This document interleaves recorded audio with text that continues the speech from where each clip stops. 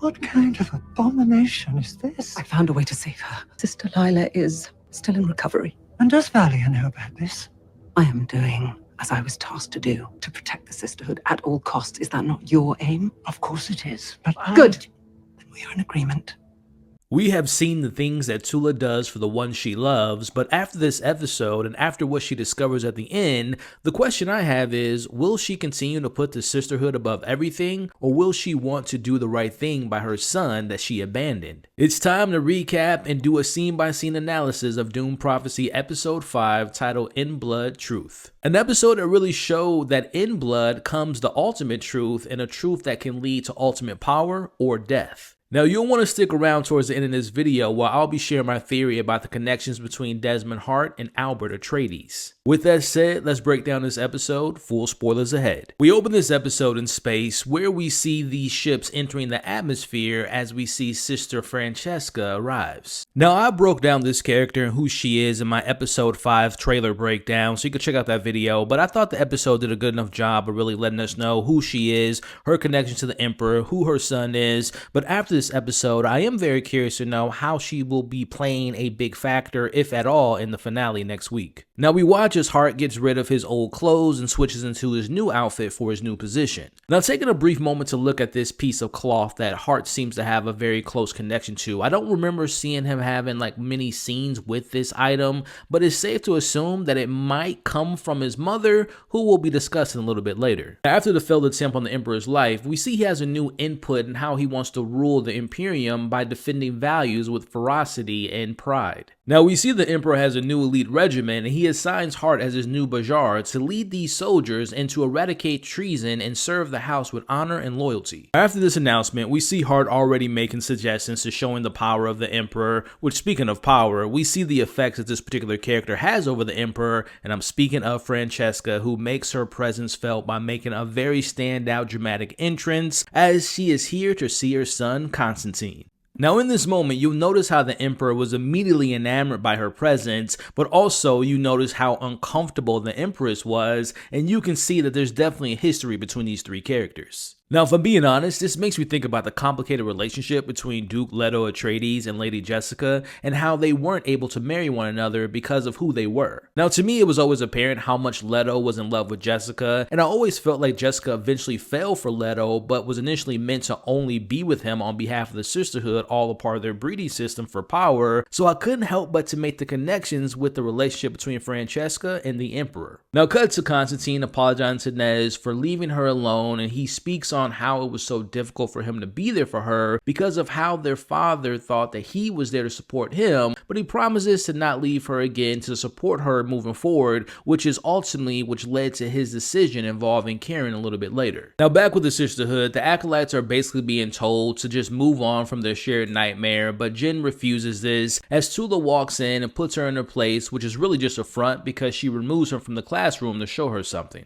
Now Tula realizes that Jin not having the nightmare may help her as she takes her to see Lila, who's battling with one of the foremothers who's trying to take control of the host by taking over her body. Now Tula needs Jin's help to guide Lila back to her normal self, but she also knows that it's going to take time for Lila to learn to settle with her ancestors, as Jin is left to watch over Lila while Tula attends other matters that need her attention. Now 5 episodes in, I'm still not entirely sure just how important Jin will be to the overall story. Now obviously she's been positioned as like a character who's very rebellious and she's obviously close friends with Lila, but her not experiencing the nightmare and how prominent she's been used in the last few episodes, it just makes me think, what will be the character's endgame? Is she secretly going to be revealed to be a spy? Will she play a very big part into how the story wraps up in the finale? Again, how important is Jin? Let me know what you all are thinking about her so far in the comments below. Now back with the royal family, we see Francesca looking over the painting of the wedding between the Empress and the Emperor as we get this scene between mother and son. Now in this moment, we find out that Constantine wasn't the one that requested his mom like Francesca had said, but in this moment, we also find out that she learns about Kasha's death, news that she wasn't aware of. Meanwhile, Harold plays his role in this battle between the sisterhood and Hart as he pays the visit to the new Bashar to apologize. Now Harold tells him that his actions were due to the misguidedness of his aunt, as Hart takes the bait and wants to know the connections between the sisterhood and rebellion, and in return, Harold will get a reward as they share a bump of spice together.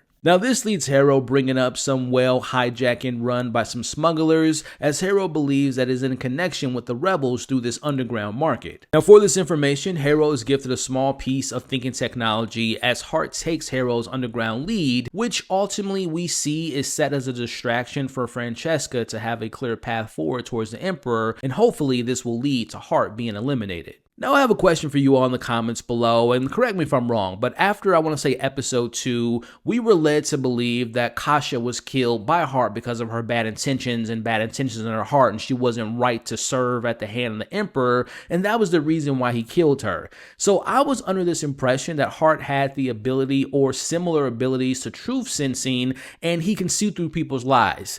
But in this scene, as well as not being able to see through Karen a little bit later, he doesn't have that ability. So was I the only one that was thinking that he had some type of way of seeing through people's lives? Were you all thinking the same thing? Let me know your thoughts in the comments below. Now we cut to Francesca, who's confronting Valia about not telling her what happened with Kasha. Now you'll notice a connection in the level of trust that Francesca has in Valia as she reaches out to her to hold her hand as she tells her the next step in her plans. Now this relationship isn't as one-sided as I initially thought, and Francesca isn't completely powerless to Valia. As she wants insurances for her son, we see Valia believes that she can get her son put in this position to being the new leader and the new commander over his father's new fleet. Now back on Salusa, we get this quick shot of Karen in his locker with his belongings, and you'll notice his mishandling of the valuable information he holds linking him to the rebellion, which comes back around towards the end. Now Hart invites Karen to join him on the hunt of insurgents, which I have to admit, I gotta say this now,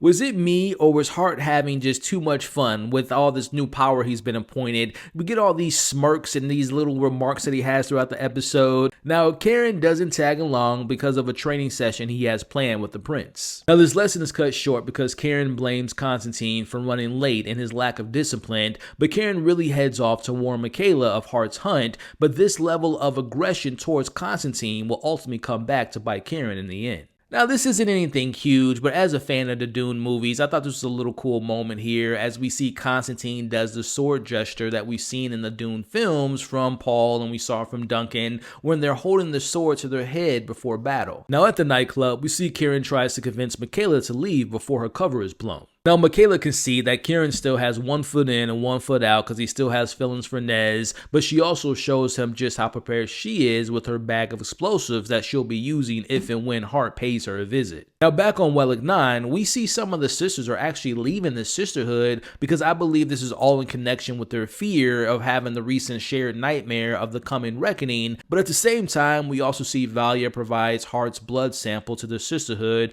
that she obviously collected at the end of last week's episode. Now back with Jen and Lila, we see Lila is briefly present in this conversation but is quickly overtaken and begins talking about the reckoning as Jen realizes that she's no longer talking to Lila but instead she's talking to the very first Reverend Mother and Raquella. Now before we move along, I just want to give it up to the actress who plays Lila. If you all do not know, this is her first major acting gig, and obviously for like 2 episodes she was basically asleep on the bed and on that table, but before that she gave an incredible performance in the agony scene, but I just thought that she was great in mimicking and almost sounding like exactly like Mother Raquella in these scenes here as well as the scenes that follows this. I think she's a really great actress and has a really promising career ahead of her. Now Jen takes Mother Raquella / Lila to see Tula, who is reunited with Mother Raquella, and this is honestly a relationship that we haven't seen on screen between Mother Raquella and Tula, but you can clearly see that Tula respects her by just how quickly she took orders from her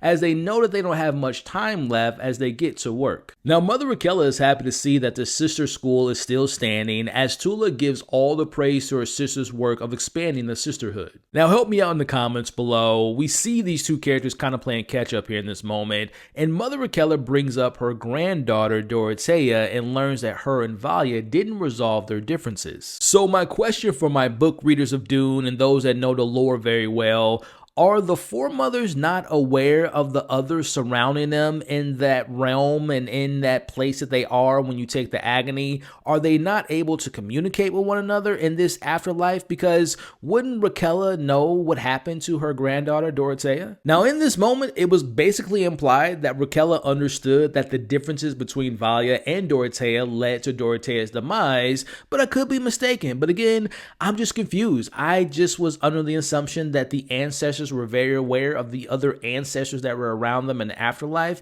but apparently that's not the case. Now back to the scene, we see that they begin examining Kasha's brain tissue, and Raquella recognizes it from her time in the war. Now, as they study this sample, Raquella speaks of this plague and how the machines designed a pathogen that affected the human body and that it released enzymes to affect the liver. Now, during all this, Sister Avela interrupts this session and she sees that Layla has been resurrected, and clearly she's shocked in this scene, and there's no time for no major ethical or moral discussions to be had because sisterhood above all. As Raquella discovers that this is a virus and that the nightmares and the deaths are all connected to this airborne RNA retrovirus. Now, a couple things I want to mention about this scene. Number one, I just have a feeling that after basically being told to shut her mouth and just to keep things moving, I think Avela will do something very drastic come next week in the finale, because I think she's had just about enough of Tula and she is just done with her at this point. But more importantly is what we learned in this scene. Now, speaking to the virus, we now know that it was once used by the thinking machines to take out the humans, so I'm in two thoughts of this discovery. Now, one of my thoughts is that I've been talking about this for the last few weeks, is how I feel like Vorian Atreides is still alive, and like I mentioned in my breakdown a couple weeks ago, very similar to what his character does in the books,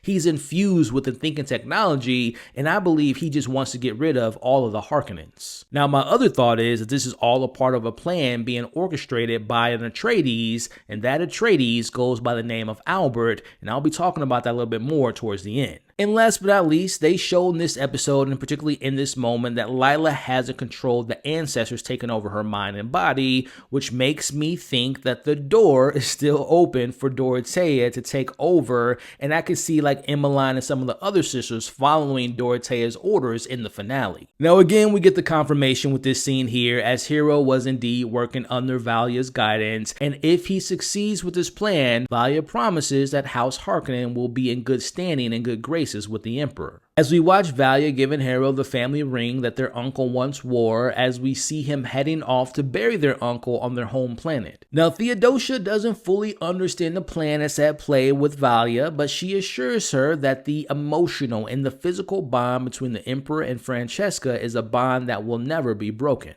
Which, speaking of, we see the Emperor and Francesca speaking about their son, and how the Emperor and his son share a similar viewpoint on the responsibilities they were given when they were around the similar age. Now, Francesca takes this opportunity to set forth her plan involving their son and securing the sisterhood's hold on the Imperium, as she positions their son to have more control and power, as we see the Emperor take this opportunity to kiss his old love, but we see that she's here on business, not pleasure, at least for now, or until this deal is done, as she stops him from going any further and walks away. To me, this scene just really highlights the power that both the sisterhood have in the grand scheme of everything, but also just how much power Francesca has over the Emperor. Again, a bond that is definitely one-sided. Now, back with Michaela and Kieran, they continue to plant the explosives as they hear that Hart is arrived upstairs. Now, after questioning and most likely killing an insurgent, but before doing so, Hart was told that Michaela's place of business is a hotbed for insurgent activity. Now, Michaela denies these claims, but that doesn't stop Hart from proceeding with his raid of the nightclub. Now, Hart brings up a very interesting question about Michaela and her profiting off of her home planet of Arrakis and working with her oppressors. This is something that I've been questioning myself because of her being a Fremen and being also a part of the sisterhood. I wonder if she was told by Valia that Arrakis would ultimately benefit from their work, but of course this was a lie because Valia just wants the betterment of the sisterhood. Now, as the raid is happening, we see Kieran kills 3 of the men, and together they fight off the rest. Now, during this, the timers are ultimately set off, but before they do, Hart discovers that Michaela is a part of the sisterhood by finding her outfit. Now, just as the explosives go off, we see Hart quickly activates his shield, preventing his death. Now, outside, we see Kieran recognizing knife that she used to kill one of the elite soldiers as a knife that the Sisterhood used,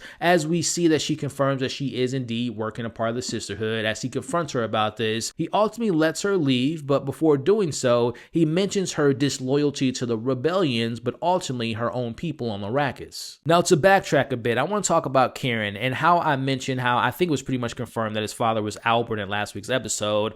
I bet you that Kieran was taught as he was being raised to hate the Sisterhood, right? And if his father ever did find out that Tula was at Harkonnen, I bet you that he really instilled to not only hate the Sisterhood, but more importantly, hate the Harkonnens. Now, this wasn't a very long scene, but it's still one of importance to this overall story, as Jin yet again asks Tula if Lila is being used as a tool for the Sisterhood to use, as Jin asks Tula if she knows of what sacrifice is about, as Tula tells her that she knows more than she could imagine. To me, this has a lot of meanings. Number one, this is obviously referring to her and Ori and having to kill Ori and the Atreides. But now, after what we find out later, she also lost a son that she had to give up. A decision that will come back to haunt her and the Sisterhood, as we briefly cut back to seeing Hart survive the explosion. As we cut to seeing Constantine, who's letting out some anger and he's drinking while doing so, as we see this discussion with him and his mother about not knowing anything about her side of the family, and she says that her family is basically the Sisterhood, which sparks him to asking the next question, which is, what is the purpose of him being born? Now, to me, it's clear that Francesca was in a position to have a baby with the Emperor as a power move to be a part of the breeding system,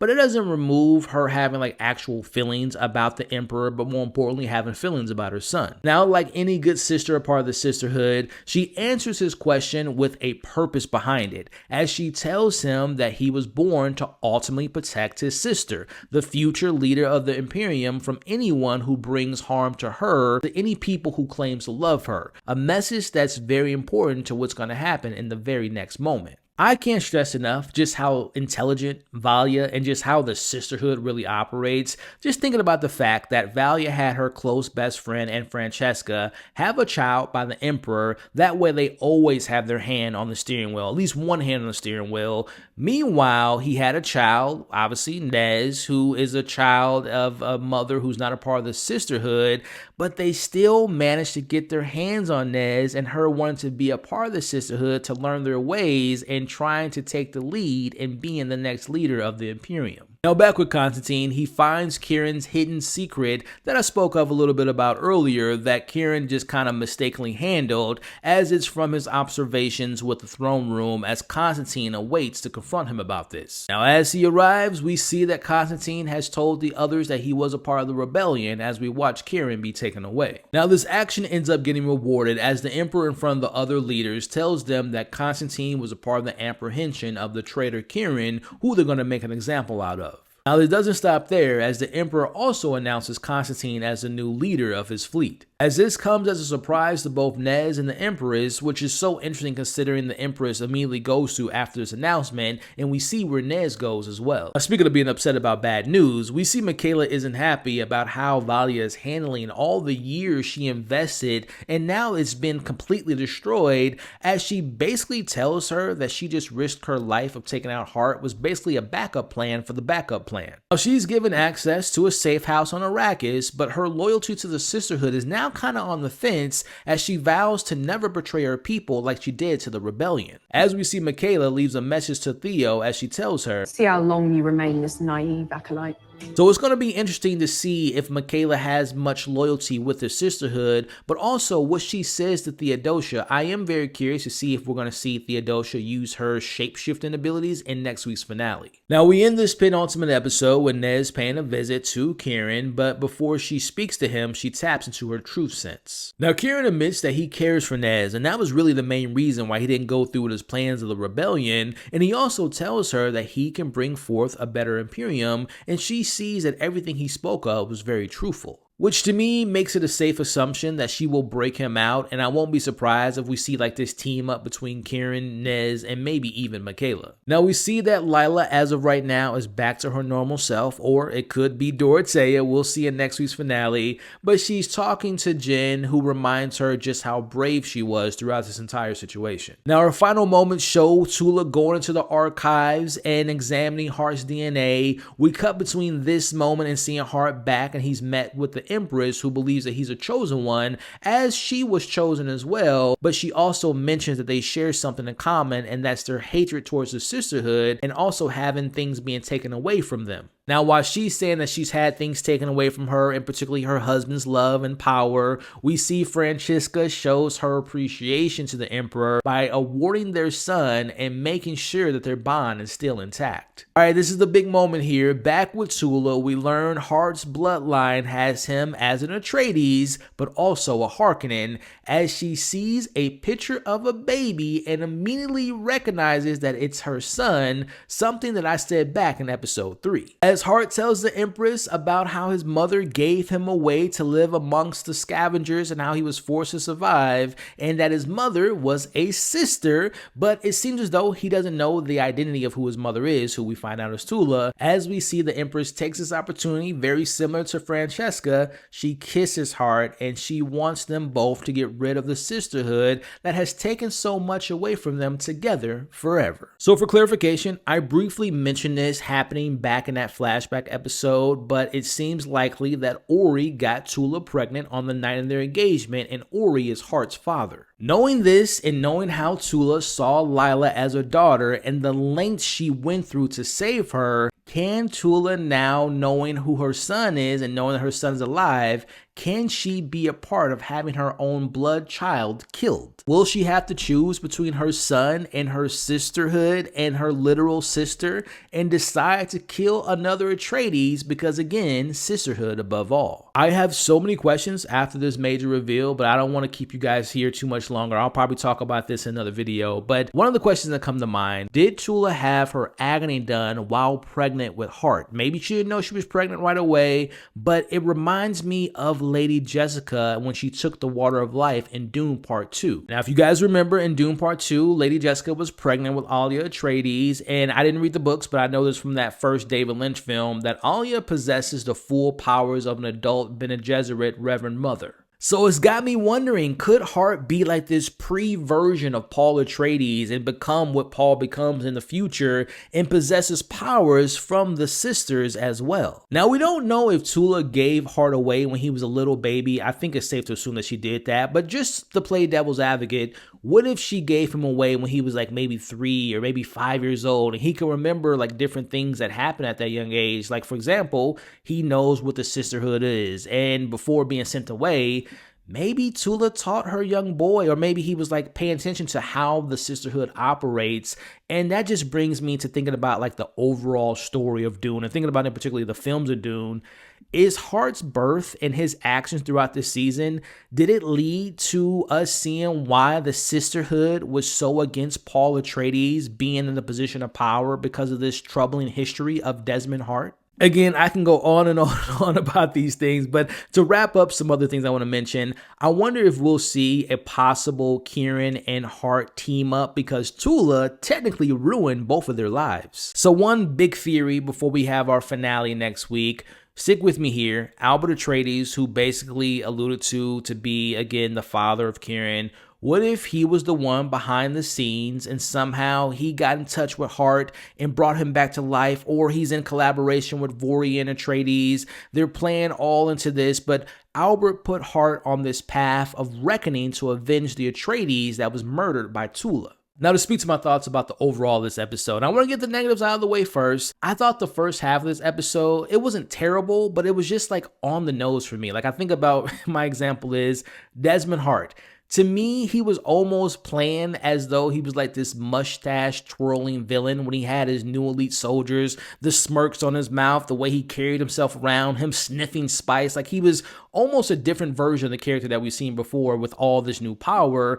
And the other thing that I'm still having an issue with, and I talked about in my last video, The younger cast, is not that they're bad actors, but I just feel like their plots aren't fleshed out enough to make me really care as much as I do about their older counterparts. But speaking to the positives, I thought the second half of the episode was really well written. I love all the stuff that Valia was setting up behind the scenes with Francesca and the Emperor, and putting her son in power, and also seeing Mother Raquella being brought back with Lila, and discovering the virus, which we spoke of in this breakdown, and how all that played out with Tula, who, like I said after the flashback episode, Tula, you can look at her as like the big bad of the show if you really think about it. Obviously with the murdering of the Atreides, and now being the mother of the man that's caused so much damage to the sisterhood and their plans. Which, getting into my thoughts on what I hope to see in the finale, I definitely hope to have, number one, a satisfying conclusion to the story, but I really do want to see this standoff between the sisters, and I'm referring to Valia either having to remove her own sister and vice versa, Tula having to remove or maybe even eliminating her sister